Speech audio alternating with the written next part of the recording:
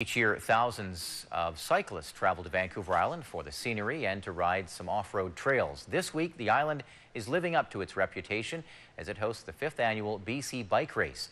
It's a 7-day event and welcomes 450 cyclists from 23 countries. The race began yesterday in Cumberland. Today, stage 2. And for the first time, riders cycled through Campbell River. A News reporter Steve Coulterman was there.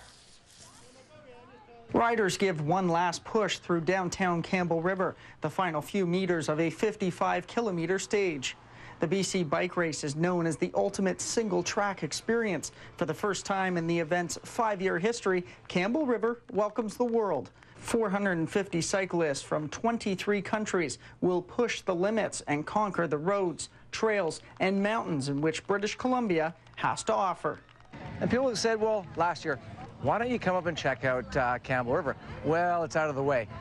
But it's a worthy trip out of the way because this is a beautiful town, and it's the trails that really bring us here. The trails are world class. It's shortly after 11 o'clock when the first individual and team in the epic category turn on to Shoppers Row and push for the finish line. These world-class athletes are exhausted, but are impressed with what day 2 of 7 has to offer. The trail is just amazing. Like, we feel like we're in the middle of nowhere, and yet you've got, you know, K after K after K of amazing trail and every type of terrain. You know, we have the loamy deep forest, some of it's damp, we've got some rocks. The city says it was excited to be included in such a well-known event, but will live and learn on how to improve for next time. Traffic was an issue at times as cyclists raced just a few feet in front or beside motorists. The city says if included in future races, it would arrange for more volunteers and look at closing main streets.